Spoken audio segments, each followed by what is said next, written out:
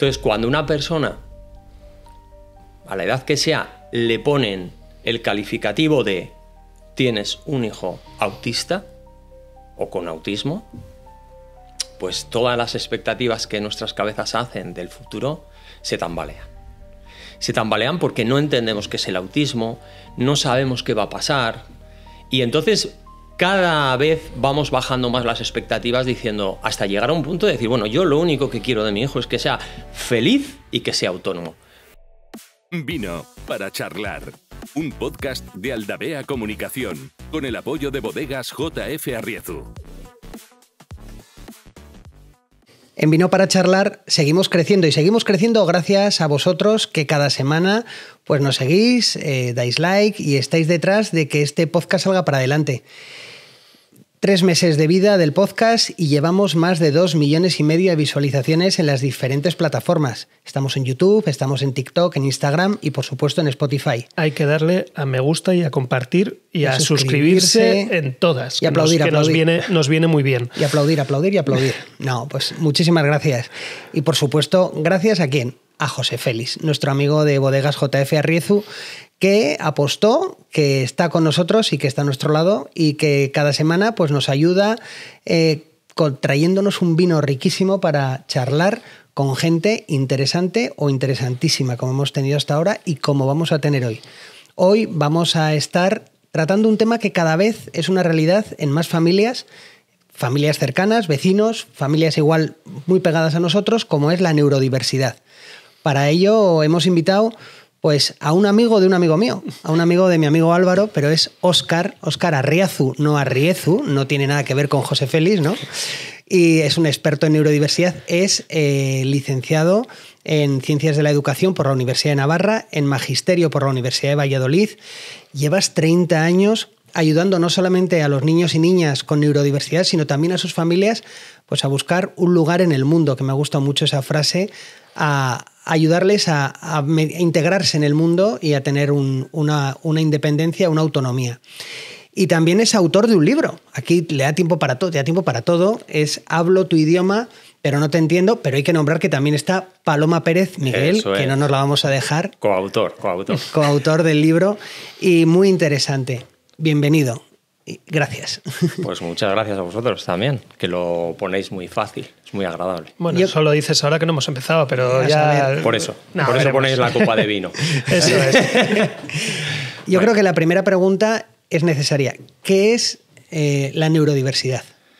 Vale. Bueno, como has dicho, ¿cuál es mi formación? Yo no soy científico, yo me muevo en el mundo de la educación, ¿no? Entonces voy a intentar explicar de una manera, como yo sé, que es una manera siempre sencilla, no técnica, desde mi punto de vista y desde mi experiencia. Casi siempre os voy a hablar desde mi experiencia personal. Os voy a comentar qué es o qué sería para mí la neurodiversidad, ¿vale? La neurodiversidad hoy en día la podríamos describir, si miramos a las personas y no miramos al mundo científico, como aquellas personas que hacen lo que no se espera que hagan en un momento determinado, o al revés, ¿no? Las personas que hacen cosas que no se está esperando que hagan. Más científicamente, ¿qué sería? Pues cuando tenemos un funcionamiento neurológico diferente a la mayoría, ¿vale?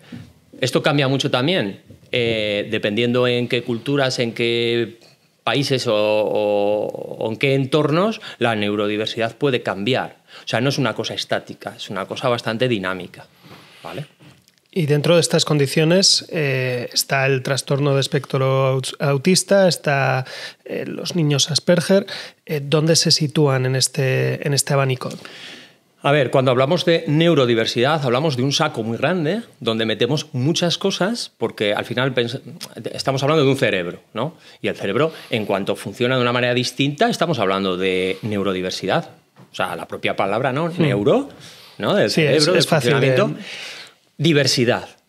Bueno, pues podríamos decir también que neurodiversidad es la normalidad, porque todo el mundo somos neurodiversos, ¿no? Somos diversos neurológicamente. Pero sí que es verdad que, bueno, pues la neurodiversidad acota un poco todas esas peculiaridades de esas personas que hacen cosas diferente a lo que es la mayoría, ¿no? Al final es verdad que la mayoría manda. Entonces, lo que no encaja o lo que se supone que es distinto es neurodiversidad. ¿Dónde encajamos? Me gustaría también en esa clasificación, ¿no?, que habéis dicho de TEA o trastorno del espectro autista o Asperger, ¿vale? Realmente Asperger es un término que desde el 2013 desapareció como tal. Sí que es verdad que lo utilizamos, sí que es verdad que en las asociaciones aparece la palabra Asperger, pero es verdad también que el Asperger era, por decirlo de alguna manera, los autistas más funcionales, más normalizados, que si yo os digo Elon Musk, pues ahí tenemos un autista. Pero claro, nadie diría que es una persona poco exitosa, ¿no? O gente como Bill Gates, que él mismo se ha definido como una persona neurodiversa. Tampoco diríamos que es una persona con dificultades. Ya nos gustaría tener las dificultades que tiene él, ¿no? Sobre todo en el banco. Entonces, cuando hablamos de un Asperger, estamos hablando de un TEA. O sea, el Asperger sería, si pudiéramos delimitar, decir, pues el autista 0 es el más autista y el 10 dentro del autismo el menos, pues diríamos que el Asperger está en ese rango final, ¿no?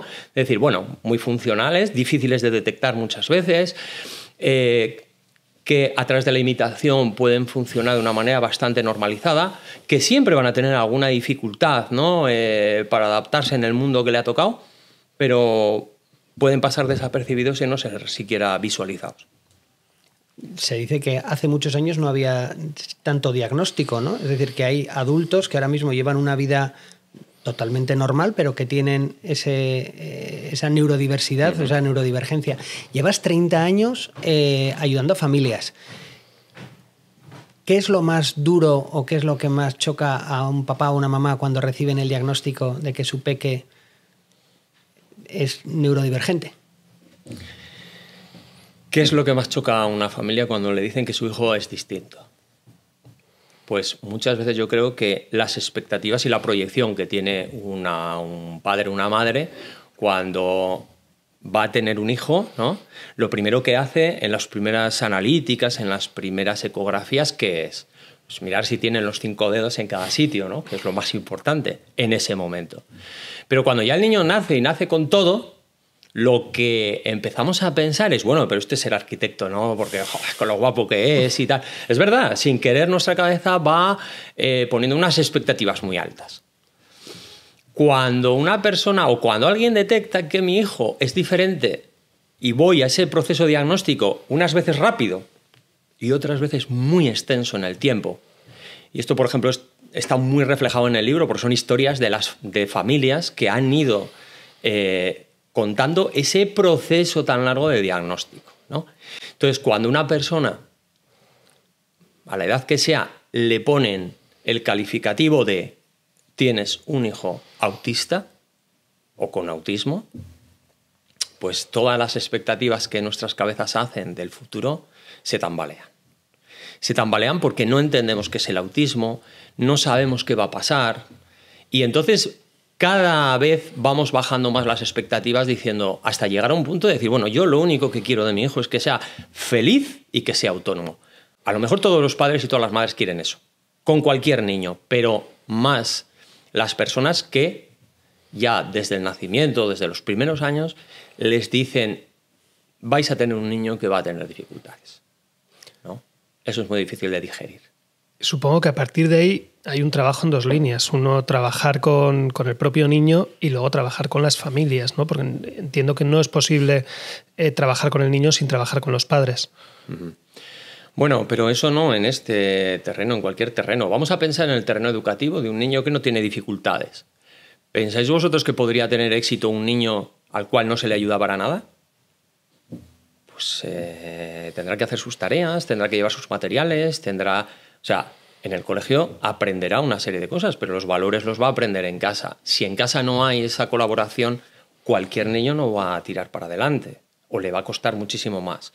Pues ahora vamos a pensar en un niño que tiene dificultades y que muchas veces hay que traducirles el mundo, traducirles verbalmente, traducirles secuencialmente no entienden muy bien el mundo o se manejan mal. Ahí es donde tenemos que hacer una labor, dices familias, pero yo daría un paso más. Ahí es donde tenemos que hacer una labor de sistémica, que es todo el mundo que está con ese niño tiene que colaborar en que ese niño pueda tirar para adelante, ¿vale? En otras patologías más físicas lo tenemos más claro, ¿no? Por ejemplo, tenemos un niño paralítico. Pues a nadie, o sea, a cualquiera se le alcanzaría que además de hacer que ese niño aprenda a manejar su silla, tendremos que rebajar los bordillos de las aceras, porque por mucho que él quiera trabajar no va a poder subirlas. Pero además también tenemos que educar a la gente en que sea consciente que en todos los sitios no pueden entrar bien, ¿no? Eso sería como muy sencillo, porque en todo momento, ¿qué vemos? La silla de ruedas. Ahora vamos a pensar que esa discapacidad, en vez de física, claro, es mental. Es decir, me cuesta no subir aceras, sino adaptarme a lo que tengo de enfrente. ¿Dónde está la silla de ruedas? ¿Dónde está la facilitación por parte de la gente que tiene que estar con esa persona? Esa es la mayor dificultad que nos encontramos. Por eso es tan importante que no solamente sea un terapeuta con un niño, sea un terapeuta, un niño, una familia, un colegio y todos aquellos lugares donde esa persona tenga que coexistir. Sí. Y hablabas de, que me pareció muy bonito, la metáfora de traducirle el mundo al niño. ¿Hace falta traducir también a los padres ese nuevo mundo que van a vivir a partir de ese momento? A ver, más que traducir el mundo, la mayor parte de los padres entienden el mundo. Lo que la mayor parte de sí, entiendo las familias... esa nueva vida, vamos a decir. Claro, por eso que la mayor parte de las familias lo que no entienden es cómo funciona ese cerebro. O sea, cómo mira ese cerebro. Claro. ¿No? A mí me hicieron una vez una especie de juego. Yo tenía una niña ciega y se manejaba maravillosamente bien. Había veces que hasta decía, esta chica tiene que ver, porque hasta me esquivaba, ¿no? En los pasillos y tal. Yo decía, es increíble. Y un día me dijo, no veo. Pero tampoco veo que vosotros seáis conscientes de cómo yo funciono. Y entonces lo que me hizo fue poner una venda. Y solo entonces fui consciente de cómo esa persona se tenía que ir adaptando a las situaciones. Pero también es verdad que ese ejercicio lo hice varios días y así como el primero fue traumático para mí, porque es horrible que te quiten el sentido de la vista, después de unos días me manejaba bien. Y yo decía, claro, es que me he puesto en la mirada de esa persona. Pues las familias hacen lo mismo, ¿no? Las familias no entienden las conductas de los niños hasta que entienden que esa cabeza funciona diferente. Cuando ellos se entienden y se pueden poner en esa cabeza, empiezan a entender por qué de las situaciones. ¿Dónde se diagnostica? ¿En el colegio, en casa, en la consulta del médico? Y sobre todo también, ¿a qué edad suele ser el momento del diagnóstico, es decir, de la detección? A ver, diagnóstico se diagnostica en salud mental, porque es un trastorno, ¿no? Neurológico o bien en neuropediatría, en salud mental. Lo que es el diagnóstico. ¿Pero quién ve los síntomas? Pues mira, por mi experiencia, los primeros síntomas los ve o la madre si tiene más niños, o si tiene una vida social muy grande, y porque los va comparando, o normalmente las primeras maestras de los niños. Ya en la escuela infantil, 0-3 años, o en la educación infantil de 3 a 6, esas personas son las primeras que cogen a los niños y sin querer los comparan, porque tienen 25 y saben qué niños hacen lo que se espera y saben qué niños no hacen lo que se espera. Y son las primeras personas que, de alguna manera, a veces de forma sutil, hablan con las familias y les dicen aquellas cosas que están esperando que surjan y no surgen, o al revés, aquellas cosas que se hacen que dice, esto no lo hacen los demás. Esas son las primeras personas. Pero lo que es el diagnóstico, o sea, las primeras personas que ven los síntomas son las que están siempre con el niño, pero el diagnóstico realmente tiene que ponerlo un especialista. Y hay ese diagnóstico, y a partir de ahí supongo que hay multitud de retos a los que se enfrentan estos niños y estas familias para vivir su día a día. ¿Estamos como sociedad preparados para asumir o para facilitar estos retos, o todavía no hay conocimiento de la situación de estos niños, de estas familias? Les seguimos poniendo barreras muchas veces, les identificamos, les ponemos etiquetas. A ver... es una pregunta muy amplia. Pero... sí, es amplia. y la contestación va a ser amplia. Bueno, a ver, yo lo primero que cuando hablamos de esta sociedad, a ver, vamos a acotar en la sociedad que nos ha tocado a nosotros y en el país que nos ha tocado a nosotros. Todos los países son diferentes, ¿no? Cada país espera de su población cosas diferentes. Por ejemplo, nosotros somos una sociedad que tocamos mucho, nos abrazamos, somos muy mediterráneos. Y sin embargo, si estuviéramos en Japón, pues no tendríamos ningún problema en no tener que tocarnos. Ni siquiera mirarnos, porque a veces hasta mirarse es de mala educación. Por lo tanto, yo me refiero a la sociedad que nos ha tocado, ¿vale? Esta sociedad, primeramente, es una sociedad histérica, es una sociedad que, diría un antiguo profesor neurólogo mío, diría, estamos en la sociedad beta, que es una sociedad hiperactiva, es una sociedad que no se para, no puede parar. Y es una sociedad que no tiene tiempo material de atender las cosas que tiene de enfrente. O sea, la sociedad pone etiquetas, pero la sociedad no se para luego a pensar qué hace falta después de esa etiqueta, ¿no? Entonces, ¿hemos avanzado? Sí. ¿Se diagnostica más que antes? Yo pienso que sí, que tenemos más medios, tenemos más sensibilidad. Hay asociaciones que han hecho mucho trabajo por visualizar esto. Pero también es verdad que se visualiza lo que físicamente se ve. Eso es más fácil, ¿no? A veces yo pongo como ejemplo las familias y los niños síndrome de Down han evolucionado muchísimo, las asociaciones son muy potentes y han trabajado fenomenal, pero el síndrome de Down es una cosa que se ve, es evidente, ¿no? Y tenemos síndrome de Down con unas capacidades inmensas. Vale. El problema de nuestros chavales es que la mayoría, sobre todo los de alto funcionamiento, que es donde yo trabajo con niños con alto funcionamiento, son niños que no tienen ningún rasgo físico. Son niños que, al no tener rasgo físico, se espera de ellos que hagan lo que hace todo el mundo. Y ellos no tienen esa posibilidad. Es como si tuviera una persona japonesa que no sabe hablar castellano, pero estoy pidiendo que entienda todo. Y dices, hombre, a lo mejor necesito un traductor. No, sin traductor lo tienes que entender, porque no tienes ningún... Yo no te veo normal. Y digo, hombre, un poco achinado, ¿no? Pero también aquí hay gente achinada y habla bien.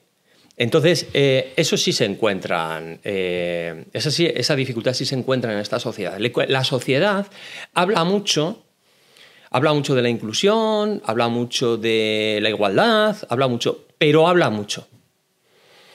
Es decir, lo que son los actos, lo que son luego el trabajo de que realmente eso suceda, va muy por detrás, muy por detrás. Has desarrollado un método de trabajo a raíz de los conocimientos del doctor Moyá.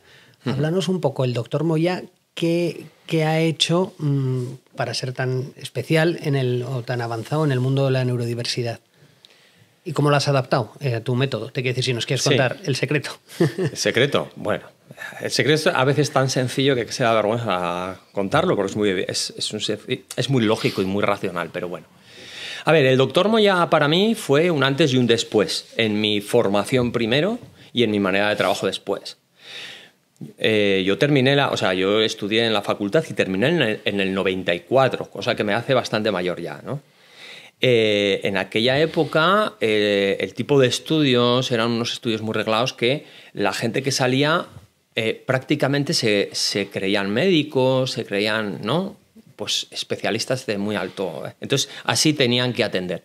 Yo siempre entendí el mundo de la educación un mundo de acompañamiento.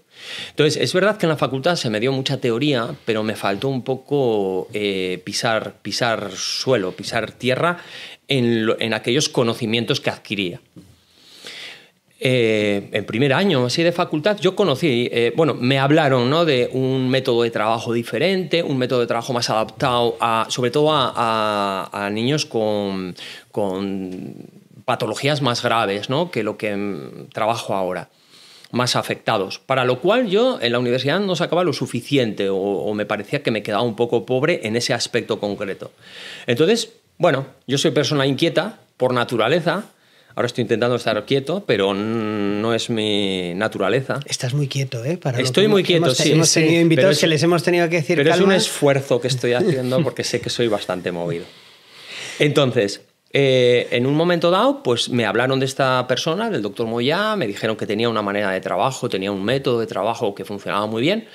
Incluso lo había experimentado con gente bastante famosa en aquel momento y y bastante afectada. Y bueno, pues yo como soy inquieto, probé, como he probado otras metodologías.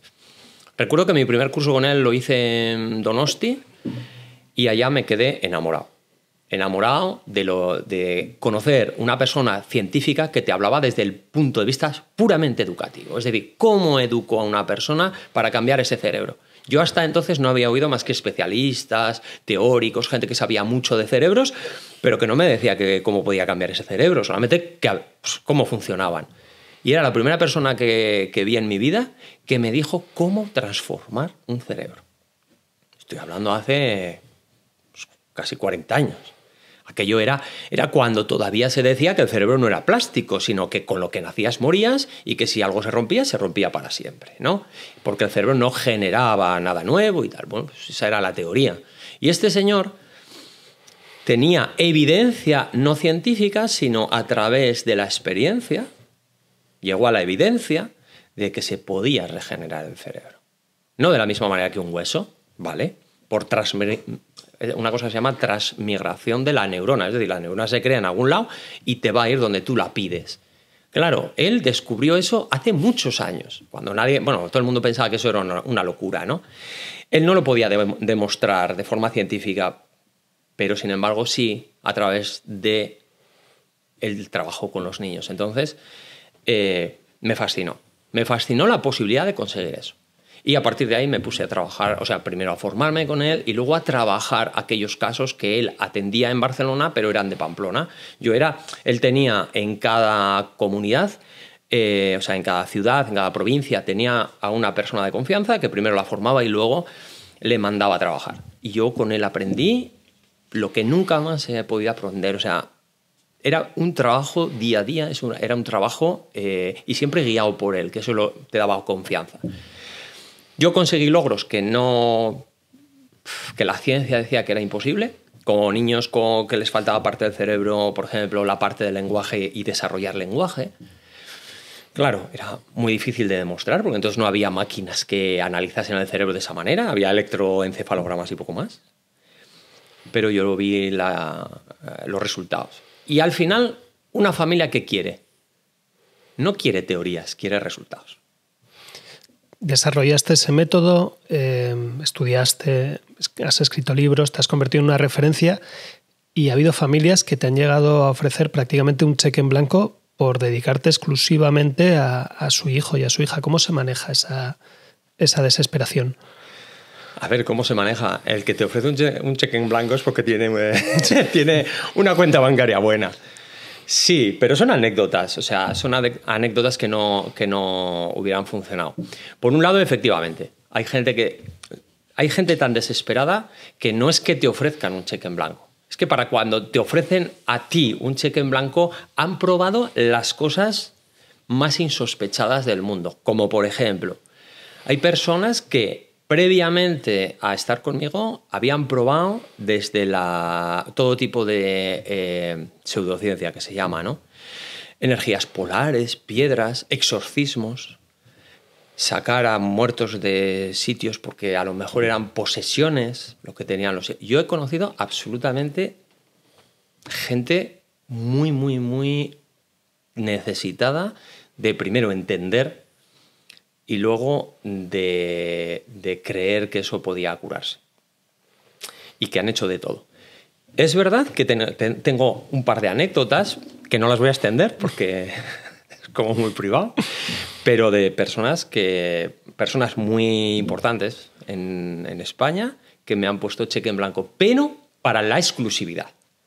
No para trabajar conmigo, mi método, sino para que yo trabajase con su hijo, su hija, ¿no? Y el problema es que eso es no entender mi manera de trabajo, porque yo no trabajo así. Yo trabajo precisamente en grupo, yo trabajo precisamente sistémico, yo trabajo con todos los entornos. Hay familias que no se pueden permitir eso, no económicamente, sino al revés, económicamente se pueden permitir cualquier cosa, pero no pueden trabajar así, porque por su condición, por su estatus, esto queda como en el ámbito privado. Pero económicamente yo creo que también para las familias un niño o una niña con neurodiversidad es una carga extra por los gastos que tiene lo que son terapias, neuroestimulaciones, actividades que son... ¿Esto hay ayudas o...? A ver, hay ayudas, pero como siempre las ayudas son muy pequeñas para el coste que tiene cada familia siempre, pero no solamente por las terapias, por cualquier intervención que se haga. ¿Cuánto podríamos estimar una cifra? Es decir, será complicado, pero... Pues no te sabría decir, pero es muy alta, porque todo donde... O sea, también va a depender de la familia de a cuántos sitios quiera acudir y qué tipo de servicios, ¿no?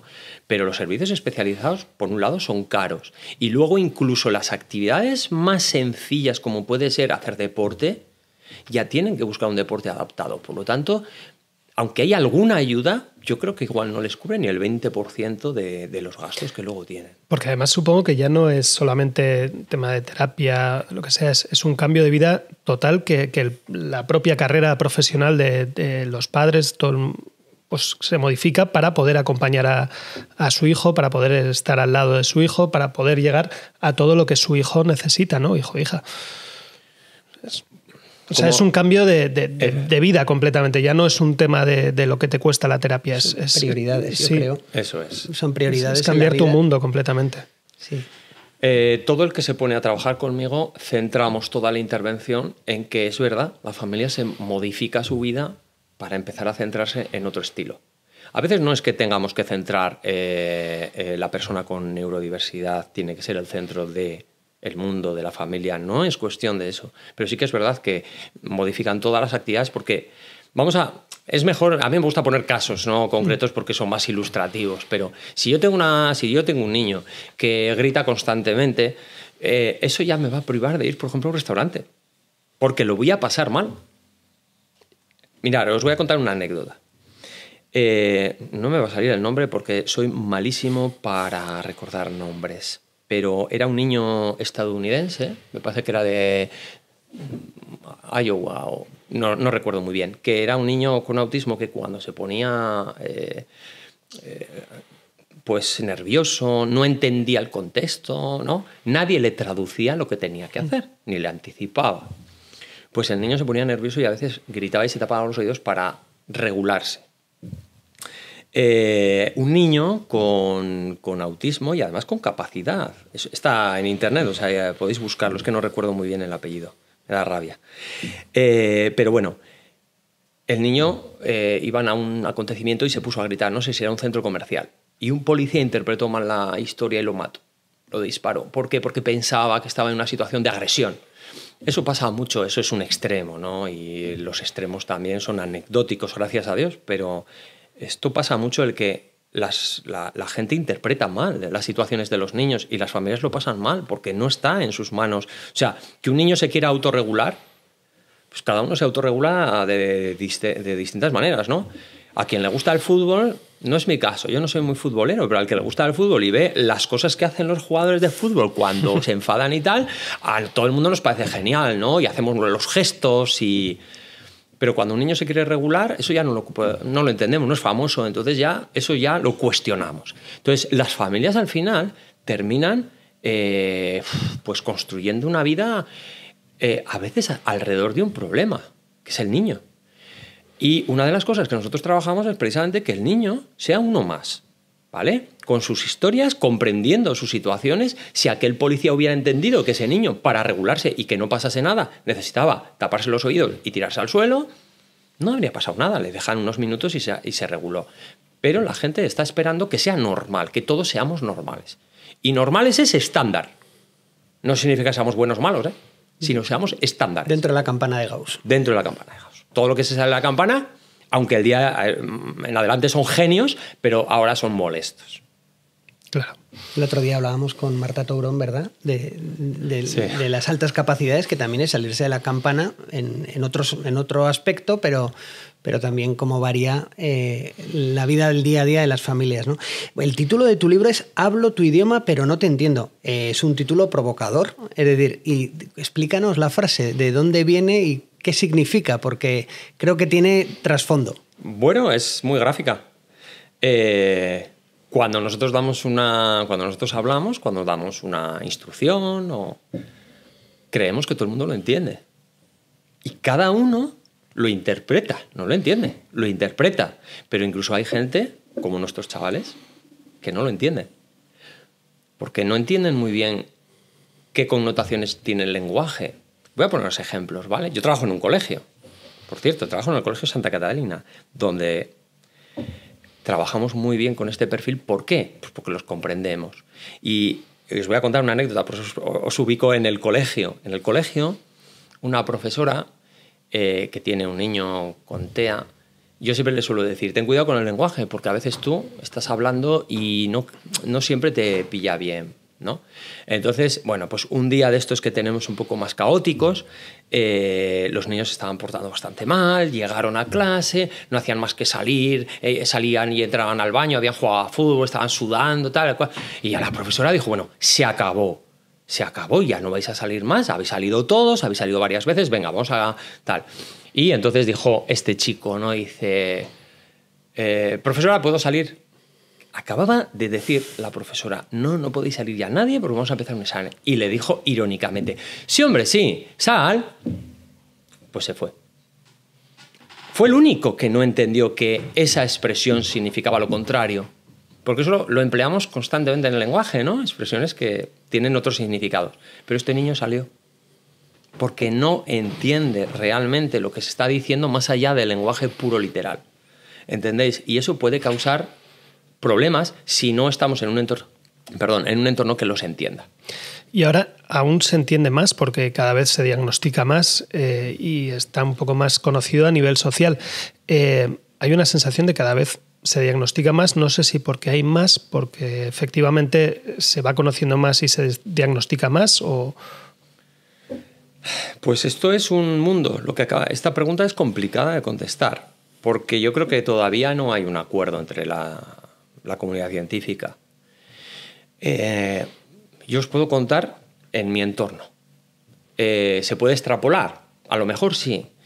En lo que a mí me toca, antes era muy difícil o eran en casos muy concretos encontrar niños pequeños hablo de 2, 3 años, con rasgos autistas, a no ser que fuesen autistas pues ya de grados 4, 5, 6, que son grados ya más afectados, ¿no? Que son aquellos que todo el mundo vemos y tienen ya unos gestos, unas conductas muy diferentes. Pero niños con altas capacidades, o sea, con una alta capacidad, una capacidad conservada y rasgos autistas, era muy difícil detectarlos. Primero no teníamos bagaje para entender, ¿no? Que esos rasgos eran diferentes o que esos rasgos tan diferentes pertenecían a este tipo de problemática.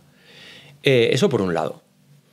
Y entonces era muy difícil. Hoy en día es sorprendente que cada vez que vienen o sea, que se inscriben nuevos alumnos de 3 años, ¿no? Nosotros empezamos con 3 años, los niños. Nos llaman de las escuelas infantiles para decirnos, van a llegar tantos niños con TEA, con trastorno del espectro autista. Y son cantidades muy elevadas, o sea, es una estadística altísima. Cuando nosotros trabajamos en red, en el barrio donde tenemos el colegio, trabajamos en red. Y en la red una cosa que se detecta es que hay muchos niños con rasgos TEA sin ser TEA, sino que el estilo educativo de sus padres los hace TEA. Voy a poneros el ejemplo. Los niños que van todo el día desde que nacen para que sus padres, sus madres puedan estar haciendo otras cosas y les ponen la pantalla delante, esos niños ya no buscan el mundo lo tienen en el teléfono. Por lo tanto, esos niños luego van a la escuela infantil y no buscan compañeros, no se estimulan con lo real. Están esperando lo virtual, porque lo virtual es muy rico, muy gamificado, ¿no? Enseguida nos tiene... Muy satisfactorio. Muy satisfactorio y muy inmediato. Eso no lo es la vida real. Entonces, ¿qué pasa? Que esos niños llegan a la escuela y pasan por tener características TEA, que son, no se relacionan, tienen unos intereses muy restringidos, su lenguaje está sin desarrollar y muchas veces hasta su movimiento es muy pobre para la edad que tienen. Pero los pediatras han empezado a darse cuenta que en el momento que se quita el teléfono de la ecuación, empieza la cosa a funcionar mejor. Por eso digo, no lo sé. Es verdad que se diagnostica más. ¿Es verdad que hay más que antes? No lo sé. Yo creo, porque no tenemos datos. Bodegas J.F. Arriezu patrocina el podcast Vino para Charlar. Un vino ecológico, nacido del respeto por la tierra y de la pasión de una familia dedicada al viñedo. Auténtico, sostenible, con el cariño y la dedicación de quien cuida y hace crecer lo que ama. Disfrútalo en casa con un 10% de descuento con el cupón Vino para Charlar en jfarriezu.com. ¿Hay más niños que niñas? La estadística dice que sí, y eso es por algo, probabilidad no debe de ser, porque en porcentaje, o porque igual las niñas se enmascaran más, no sé. Hay más niños que niñas porque se pensaba desde un principio que era un problema de niños. Porque las niñas tienen más facilidad de camuflaje, porque son inteligentes y saben que son distintas e intentan, como bien dices, enmascararlo. También porque casi todos los test, las pruebas diagnósticas de TEA, están sesgadas en masculino. Es decir, cuando se hicieron con una población mucho más masculina que femenina. Por lo tanto, los rasgos son más propios del varón, de los chicos. Sin embargo, ahora que se empieza a ver que las chicas también, hay muchas chicas TEA, pero que quizás los síntomas son diferentes, claro, no tenemos instrumentos para valorarlas. Por eso se nos pasan desapercibidas. Y sí que es verdad que en la asociación donde yo trabajo, que es la asociación ANAIF, en esta asociación, que antes casi todos los grupos que teníamos, grupos terapéuticos, eran niños, han empezado a venir niñas y sobre todo mujeres. O sea, gente ya de edad que están incluso buscando diagnóstico, con 26, 28, 30 años, sin diagnóstico. Esto sí es verdad. Y hay una estimación de a qué porcentaje de la población infantil, estudiante, tiene TEA, es neurodivergente en estos aspectos. Quiero decir, con Marta Tourón hablábamos hace unas semanas que había una estimación de en torno al 10% de los niños tienen altas capacidades. ¿Hay una extrapolación también, una estimación en cuanto a esto de lo que estamos hablando? Pues sí, puede haber una estimación, pero yo no me la sé. No me la sé. Porque además fluctúa mucho, porque es que depende. Yo creo que estudios científicos hay pocos, o sea, estadísticas hay pocas, porque la neurodiversidad es muy amplia. Entonces, de TEA puede haber. De otras patologías puede haber, pero en conjunto es que yo creo que sería altísima. Luego, hay muchos prejuicios o muchas historias que la gente que no conocemos de cerca la neurodiversidad, es decir, confundir un niño con espectro autista con un niño maleducado, por ejemplo, por el comportamiento que puede tener. Has puesto el ejemplo del niño americano, que es dramático. Los Asperger son más inteligentes, son personas casi superdotadas. No, eso es un mito. Eso es... Vale. Bueno, no Asperger, TEA. Sí, vamos a hablar de TEAs, ¿vale? Sí. Asperger un poco ha quedado obsoleto. De modé. Por cierto, me ha venido... De modé, pero sigue usando... Igual queda feo para el podcast, pero me ha venido el nombre, es Cameron, el niño estadounidense. No, feo, ¿no? Ahora ya verás cómo se desconecta todo el mundo y empiezan a buscar a Cameron. ¿No? Ah, bueno, vale. Sí. No, fenomenal. No, me parece... Vale, bueno. Se me ha ido la pregunta. No, si lo que se conoce o lo que la sociedad llama Asperger, que son esa neurodiversidad, si tienen una gran inteligencia. Vale. Aquí me gustaría estar con Turón, que estuvo hablando de alta capacidad. Mirad, hay una línea muy fina y esa línea fina nos la pasamos constantemente. Es decir, si yo soy un especialista en TEA, puede que haya gente con alta capacidad que vea rasgos TEA. Y si yo soy una persona que trabaja con alta capacidad, puede que tenga personas con alta capacidad que también sean TEAs. Pero sí que es verdad que hablan de los TEAs de alta capacidad como personas muy inteligentes o con alta capacidad, ¿no? Bueno, yo no lo tengo tan claro. Sí que es verdad que muchas veces las personas TEA, como sus intereses son muy focalizados, ¿no? Tienen intereses muy concretos, muy restringidos, pero muy potentes, lo que les pasa es que se hacen expertos en aquello. Entonces, claro, incluso es que si pudiéramos hacer una estadística de empresas muy, muy importantes, incluso del CSIC, estoy seguro que habrá muchísima gente que es TEA y es muy buena en un campo. Entonces, claro, lo cogen porque es especialista en un campo. Vamos a pensar en una persona que conocemos todos y que él mismo lo ha dicho públicamente, Messi. Fijaos que Messi tenía desde muy pequeño un interés muy, muy, muy concreto y era el fútbol. Y Messi tenía un problema, era muy pequeñito, muy bajito, pero le gustaba el fútbol. Apostó por el fútbol. Hacía todo lo que hay que hacer por ser el mejor. No fue el mejor por nacimiento. No tenía la mejor dotación, pero es que él no podía más que solo podía vivir por el fútbol. ¿Qué pasó? ¿Que ha sido genio desde nacimiento? No, ha sido focalizado en una cosa que le ha gustado tanto que ha llegado a ser de los mejores jugadores del mundo. Y eso lo extrapoláis a cualquiera, ¿no? Por ejemplo, Elon Musk, ¿por qué es tan bueno Elon Musk en su... Igual no es bueno en otras cosas, ¿no? En cómo percibe el mundo y en lo social, pues claro, tiene un gran hándicap. Pero en lo técnico, él es un genio.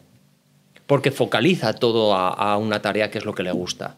Entonces, ¿puede ser personas de alta capacidad? Los hay de alta capacidad. Los hay que no son de alta capacidad y, sin embargo, destacan en este mundo como más que nadie.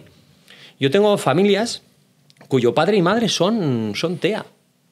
Y son personas exitosas en su mundo laboral, son buenísimos.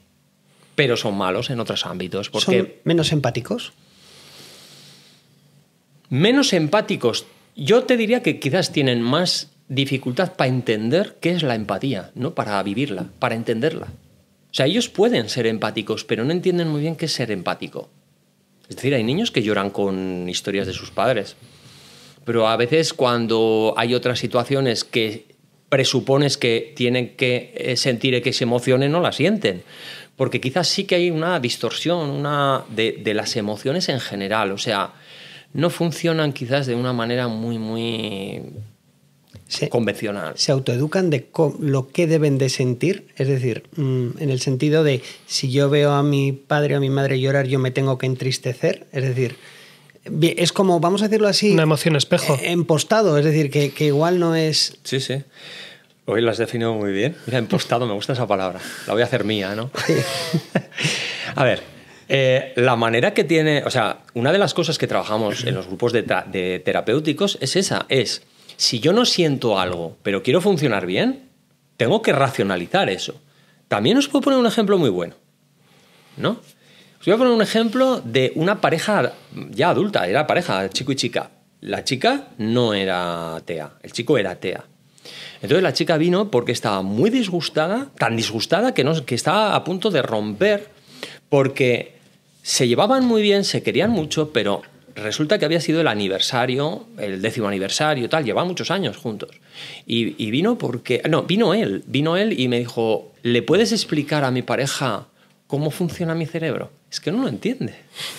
Y yo no entendía muy bien esa situación. Y digo, bueno, pues ponerme en contexto. Y entonces ella hablaba desde la emoción. Fíjate, era mi 10º aniversario, el de los dos, estábamos ya...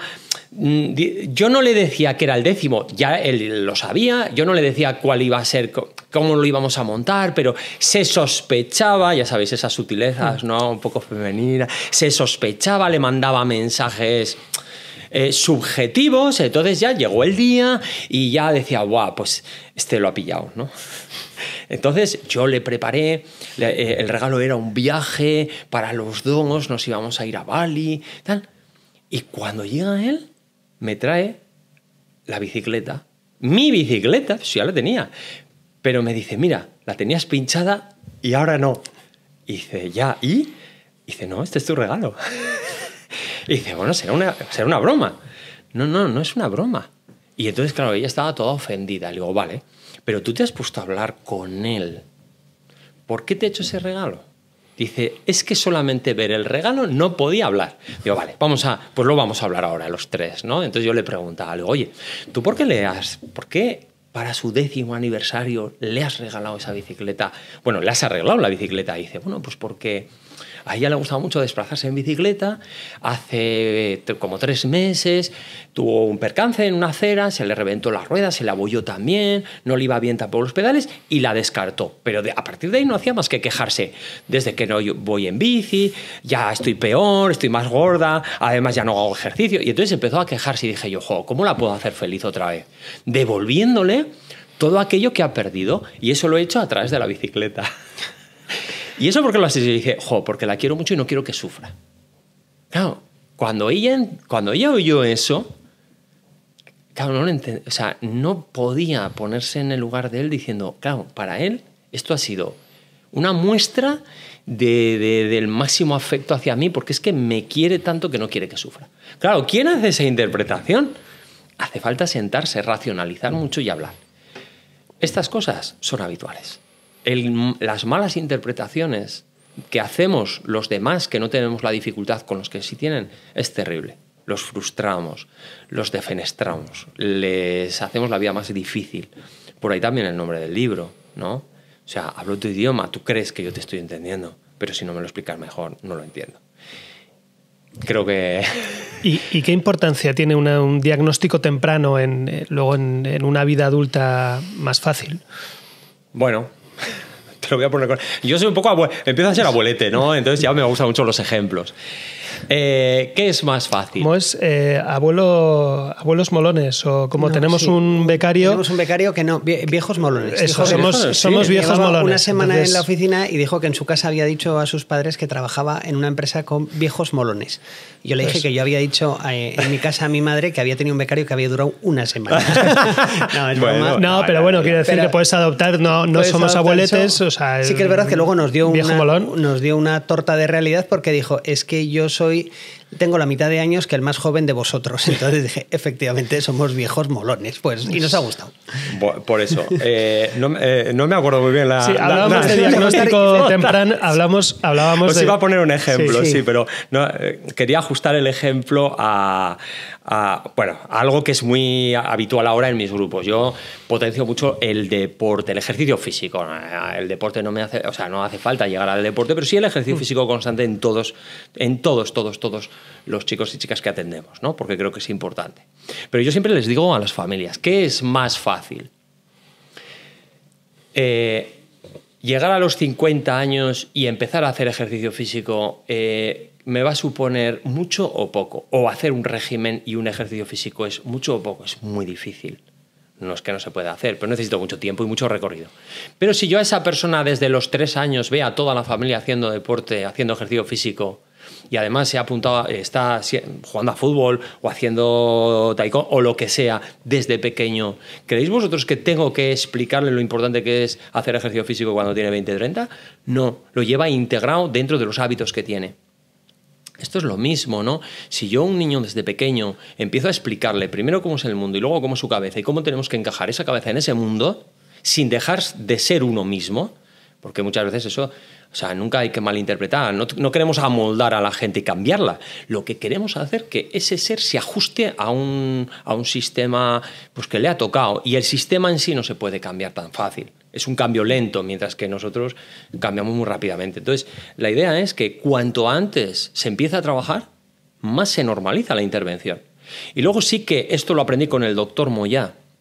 Yo tengo una etapa que es desde el nacimiento hasta los 12 años, que es de explosión. O sea, es una etapa explosión plástica. El cerebro está en constante creación.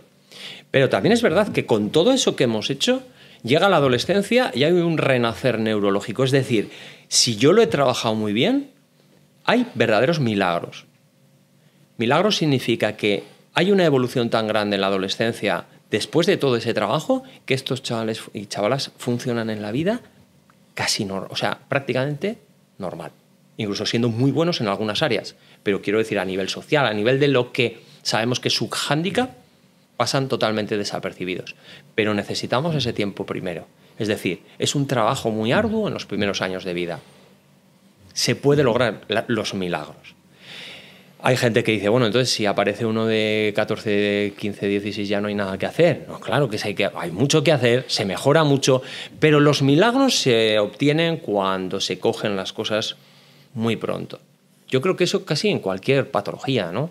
Cuanto antes atiendes algo, más rápidamente lo solucionas porque no ha creado una manera de funcionar y de ser todavía.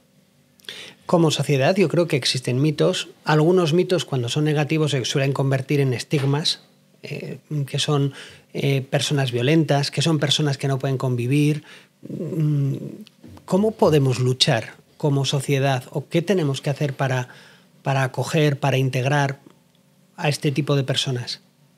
Pues primero entender que son personas normales. Es que, o sea, los mitos nos lo ponen muchas veces las películas y tal, pero también las películas ahora y muchas series de televisión nos están haciendo una devolución muy diferente de este tipo de problemáticas. Por ejemplo, recuerdo yo, era un fan de la serie Hit, ¿no? Un médico extraordinario, fantástico, obsesivo o obsesionado, mejor dicho, por todo el tema médico, clínico y tal, pero luego con sus dificultades sociales. ¿Nos dan un triunfador realmente? O vamos a poner la serie de Big Bang Theory. En principio, todos los que salen en Big Bang Theory, menos una persona, tendrían diagnóstico de TEA. Rompían con Rainman, que era la imagen de hace... Claro, es que Rainman era un TEA muy afectado, y estamos hablando que el TEA puede ser muy afectado o muy poco afectado. Entonces, claro, meter todo en el mismo saco no está bien. Esto es como, tengo mal el tobillo y a veces cojeo un poco, o es que soy paralítico, es que no soy igual, no tengo las mismas necesidades. En uno tengo mucha necesidad y es muy evidente, llevo una silla de ruedas, y en el otro simplemente, si me ves correr verás que estoy un poco cojeando, pero nada más. ¿Entendéis? Nosotros cuando hablamos de TEA de alta capacidad, lo que antes era Asperger, estamos hablando de esa pequeña cojera. No estamos hablando de personas que necesiten tanta ayuda que no puedan hacer el día de mañana una vida normalizada. Y como sociedad, ¿qué podemos hacer para facilitarles esa integración, para incluirles de mejor manera? Pues cambiar la sociedad. ¿Pero por dónde empezamos? Por ser una sociedad... Bueno, a ver, la sociedad... A ver, no voy a ser... Igual se me va un poco a lo negativo, ¿no? Pero, a ver, la sociedad ha evolucionado. Porque está mucho más abierta a la inclusión. Eso es verdad. Pero también es verdad que la sociedad es una sociedad muy... le gusta mucho el maquillaje, ¿eh? Le gusta el maquillaje de hablar de las cosas sin profundizar en ellas. Vamos a hablar de la inclusión. Como yo me muevo en el terreno educativo, la inclusión. Se vende la inclusión. Hace poco esta semana ha salido una noticia. Navarra es la comunidad que más dinero destina a la inclusión. Bueno, yo trabajo en un colegio y la gente con dificultades nos las vemos y nos las deseamos para poder atenderlos, porque ayudas no hay. Hay muy poquitas, muchas menos de las necesarias, pero vendemos muy bien la inclusión. Claro, la inclusión no significa meter a todos los niños en el mismo aula, es atender a todos los niños con lo que necesitan. A día de hoy eso no existe, o implica mucho dinero, mucho esfuerzo y sobre todo también una apertura de mente, ¿no? Tener las mentes más abiertas para decir, bueno, es que igual este sistema no funciona muy bien con nuestros chavales, pero es que a lo mejor tampoco funciona muy bien con el resto. Quizás tenemos un sistema un poco que se nos está quedando muy obsoleto en el sistema educativo, y la sociedad yo creo que va... Por lo menos la sociedad avanza muy rápido, pero enmascara o maquilla muchas cosas que luego no atiende realmente, ¿no? ¿Cómo se debe formar un buen profesor que tiene un niño o una niña TEA dentro de su aula?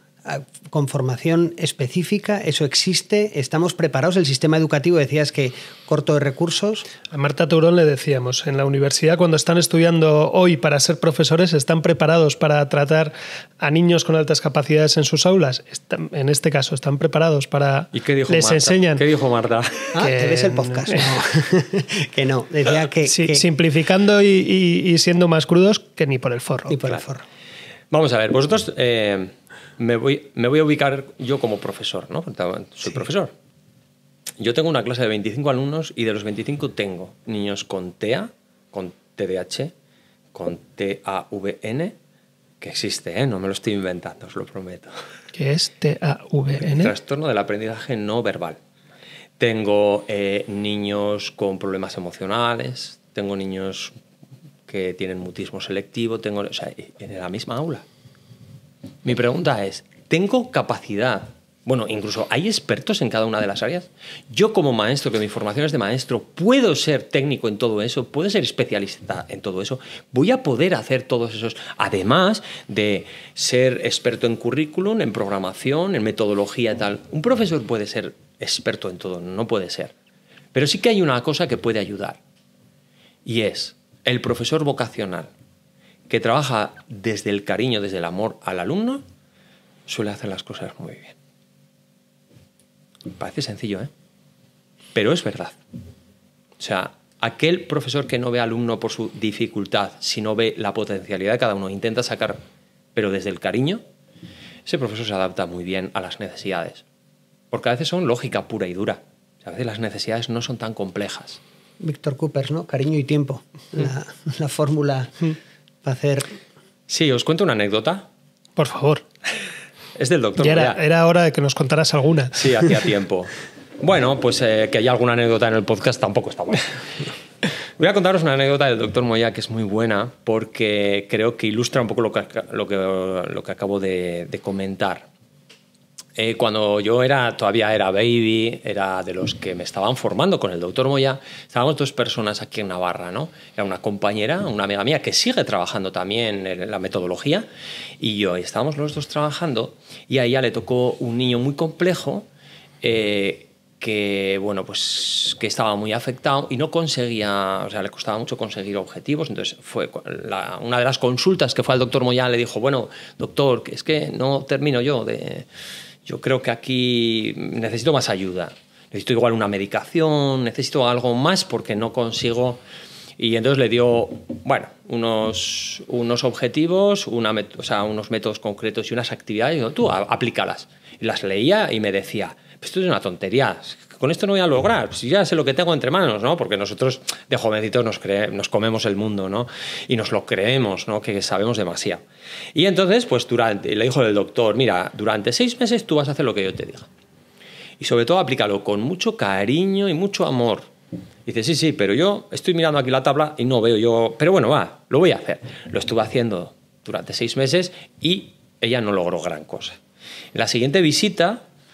le dijo, a ver, hizo las analíticas que hacía, hizo la valoración el doctor y luego la entrevista con la familia. La familia decía, pues nosotros vemos bastante avance, es verdad que todavía es un niño que le está costando, pero vemos evolución. Y la terapeuta dijo, lo siento doctor, yo ya le dije, no veo nada, no he conseguido nada y tal. Entonces yo necesito que le dé más medicación. O dice, vale.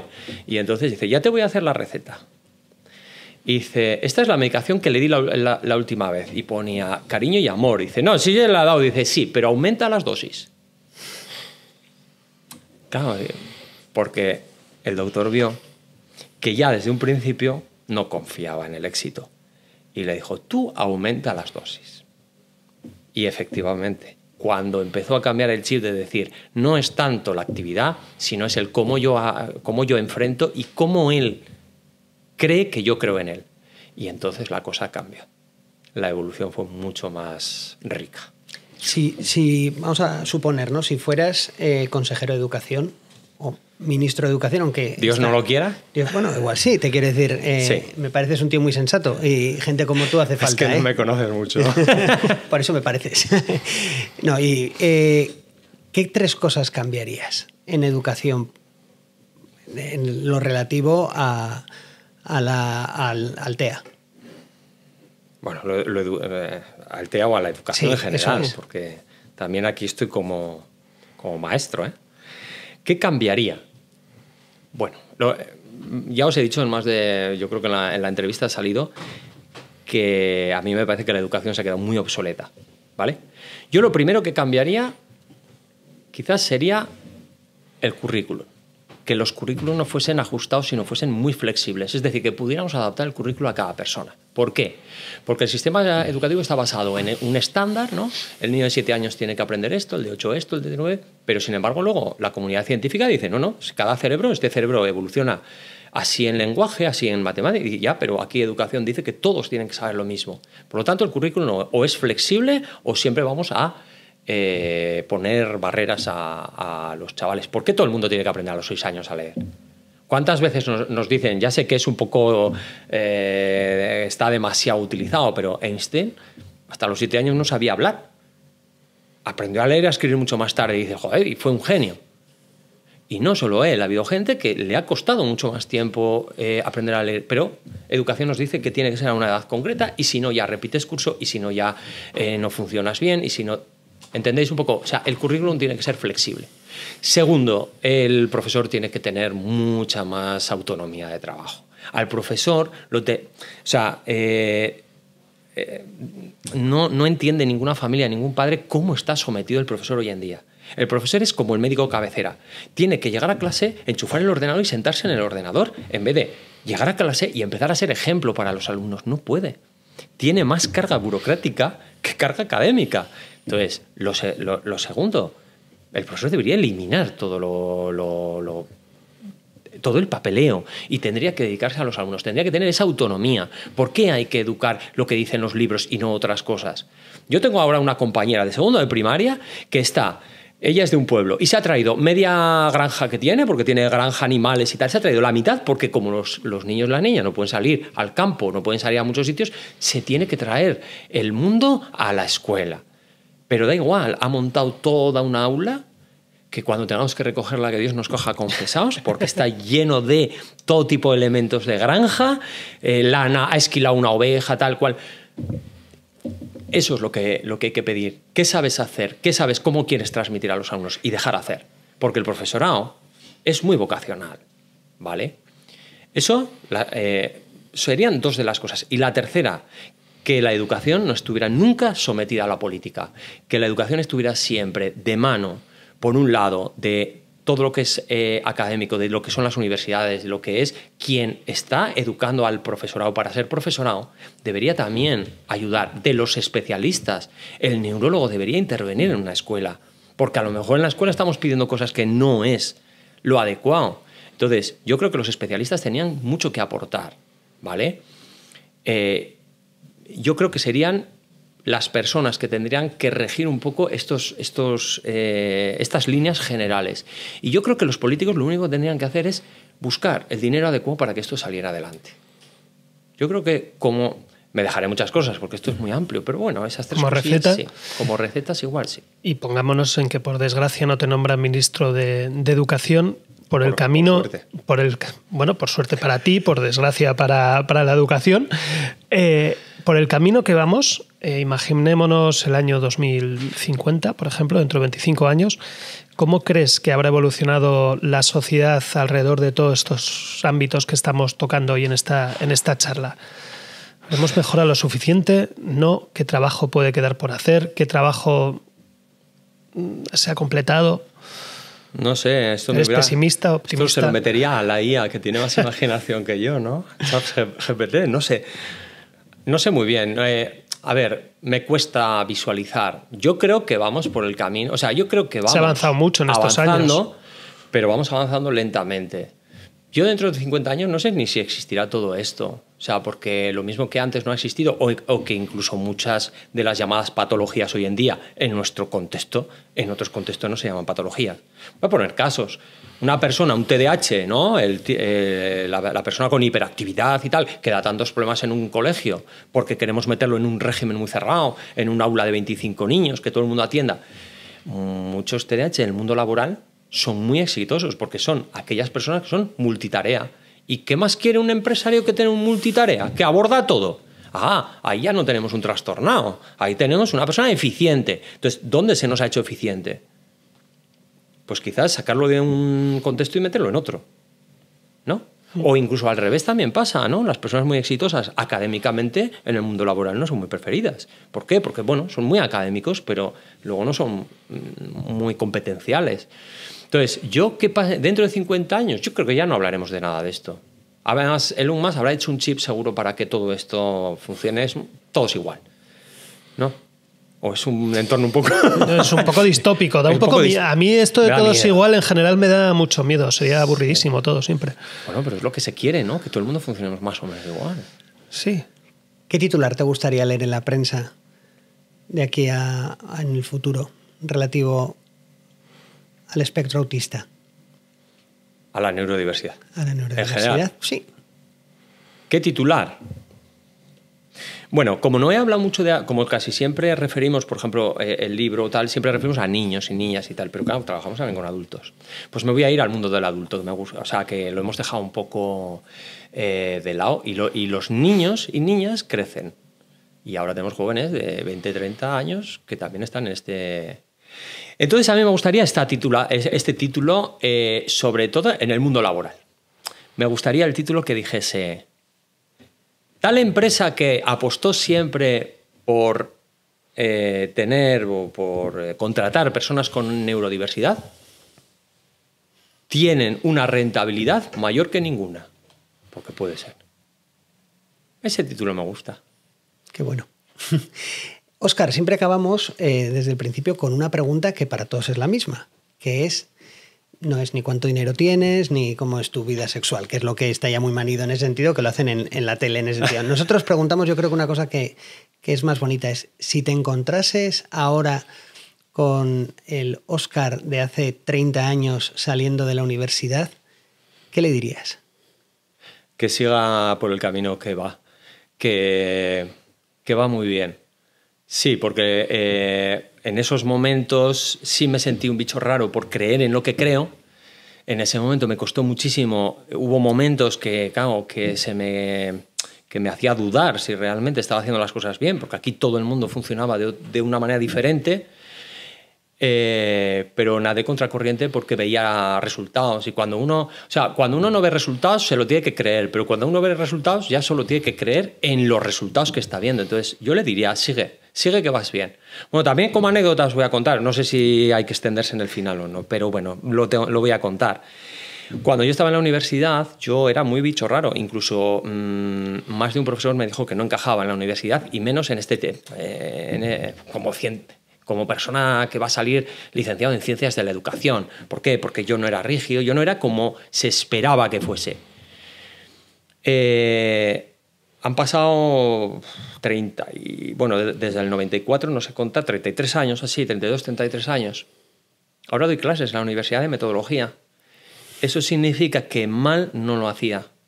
Porque de donde me decían que no era perfil, me llaman para explicar qué es lo que hago. Entonces, la verdad es que le diría, ánimo, que vas bien, y aunque tengas muchos tropezones, tira para adelante. Óscar, gracias. No pierdas la esencia, que me parece que tienes una esencia que mola mucho. También eres un viejo molón en esto. y gracias. Y sobre todo también yo creo que ten siempre presente cuando vengan momentos de esos de bajón, que seguro que los tienes, el bien que hacéis. El bien que hacéis, terapeutas, sobre todo también asociaciones como Nainf. Yo me acuerdo también de Brazadas de Superación, mi amiga Izaskun, que está ahí también ayudando a la integración en el deporte, ¿no? Con el patinaje, pues a ANA, la Asociación Navarra de Autismo, y a tantas y tantas asociaciones que yo creo que sois faro en la tormenta. Es decir, porque cuando el barco, los papás reciben el diagnóstico, pues es una tormenta, viene la ola y tenéis ahí un papel súper importante en guiar y en ayudar, y no solo a los peques, que igual se enteran en ese momento menos de lo que viene, sino a los papás y a las mamás. Gracias. Y por supuesto, gracias a José Félix, nuestro amigo de Bodegas JF Arriezu, y a todos, que espero que sean muchos, porque me parece un capítulo de los más bonitos e interesantes que hemos hecho. Yo no sé si tendremos muchas o pocas visualizaciones con este capítulo, pero que es uno de los que ha merecido la pena de verdad, y que yo creo que aporta mucho y le va a resultar muy interesante a mucha gente y muy necesario. Estoy convencido. Gracias, Óscar. Pues gracias a vosotros también, porque bueno, ha sido muy cómodo hacerlo y hablar de lo que uno sabe. Te vas a llevar, por supuesto, vino de JF Arriezu, de Bodegas JF Arriezu, y te vas a llevar un vino que es Esperanza. Yo creo que, sí, además es el nombre de su mujer, pero yo creo que nos viene bien en un tema como el tuyo para tratar con mucha esperanza y con, como has dicho, con cariño y tiempo. Muchas gracias, Óscar. Gracias a vosotros. Gracias. Has escuchado Vino para charlar, un podcast de Aldabea Comunicación con el apoyo de Bodegas JF Arriezu. Recuerda darle a me gusta, suscribirte al canal y compartirlo.